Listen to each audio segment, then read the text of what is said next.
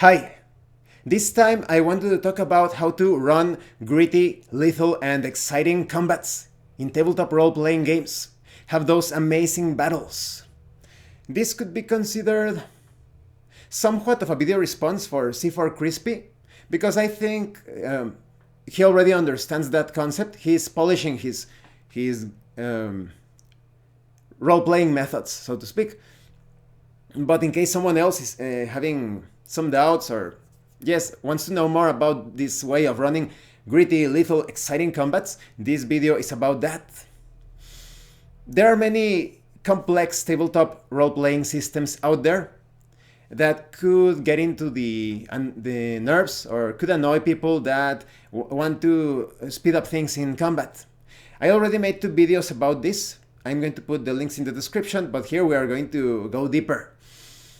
Because in one of those videos I said, it's not about the problem doesn't lie in the system itself, but in the absence of roleplay. Roleplay will speed up your combats. Because as the players are describing the actions of the characters, those actions are going to have an effect on the battle. So one way of actually speeding up combat is going do or die, all or nothing sorts of attacks and maneuvers. When it comes to my conversation with C4 Crispy, I mentioned this example. Maybe the character is fighting this giant worm. It could be anything, a dragon, some huge monster. And the character decides that he wants to deal as much damage as possible.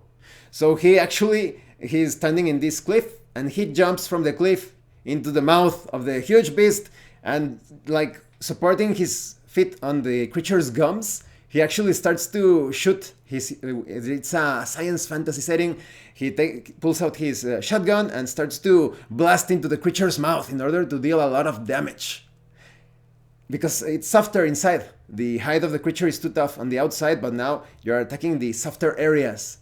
This obviously must be rewarded. This roleplay must be rewarded with additional damage. The rules are there to support the roleplay, the way that the story is unfolding. There shouldn't be this separation between rules and roleplay. They form this, as I've mentioned before in other videos. It's a symbiotic relationship. They feed from each other. They benefit from each other. Roleplay and the game and the roleplay. So you should reward those role-playing actions with additional damage. C4 Crispy mentioned that perhaps his players would exploit the situation. And of course, in combat, in real combat, you're going to be exploiting everything. The ones who win a battle are the ones who take advantage of those opportunities. But there is always a risk involved. In the case, that's what being gritty is all about. In the case of that character that jumped into the mouth of the giant worm or dragon or whatever, now he is pretty close to the jaws of death. Literally so. So in the next turn, if that monster scores a hit, it will also deal a lot of damage. And that is how you speed up combat in any system. Remember, only mediocre, or rather non-role players think that you can only roleplay in particular systems. You can roleplay any system. No matter the system, you can roleplay that. You can roleplay combat. You can roleplay any situation. So in that case, because the character is so close to the mouth, if the attack scores a hit, the monster is going to deal a lot of damage as well. And so, even if you have your D20 based system with who knows how many hit points, combats will happen quite fast. If you are, because this hit was, it was quite noticeable that you were damaging the vulnerable areas of the opponent, you get 2 8-sided dice as bonus damage.